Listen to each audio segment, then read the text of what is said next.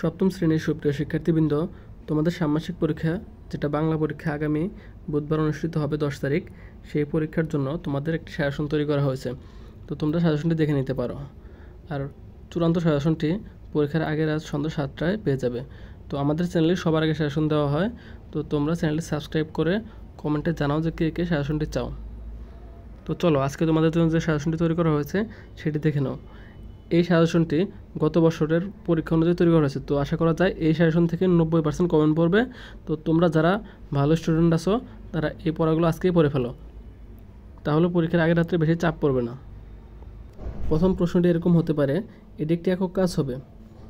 যে কোনো ধরনের পরিস্থিতিতে অন্যের সাথে যোগাযোগের ক্ষেত্রে যেসব বিষয় বিবেচনায় রাখা উচিত বলে মনে করো সেগুলো লেখো।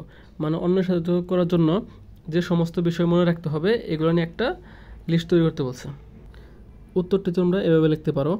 যোগাযোগের ক্ষেত্রে বিবেচ্য বিষয়: 1 নম্বর, ব্যক্তির বয়স ও তার সাথে সম্পর্কের ধরন অনুযায়ী সম্বোধন করা।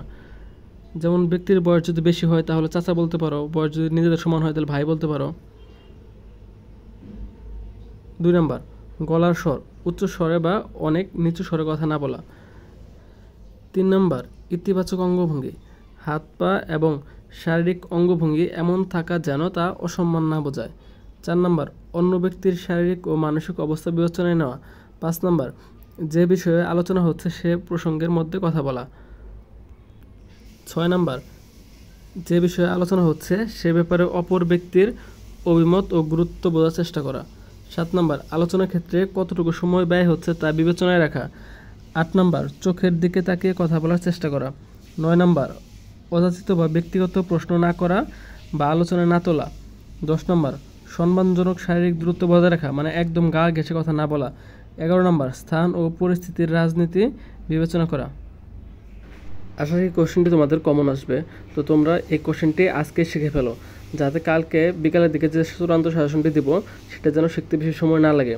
তো অন্যান্য চ্যানেলে পরীক্ষার আগের রাত্রে দেওয়া হবে, তো আমরা চেষ্টা করব কালকে বিকালের ভিতরেই কোশ্চেনটা দেওয়ার জন্য। তার জন্য অবশ্যই তোমরা জানাও যে কে কে কোশ্চেনটি চাও, কমেন্টে জানাবে। চ্যানেলটি সাবস্ক্রাইব করে রাখো যেন ভিডিও দেওয়ার সাথে সাথে তোমরা পেয়ে যাও।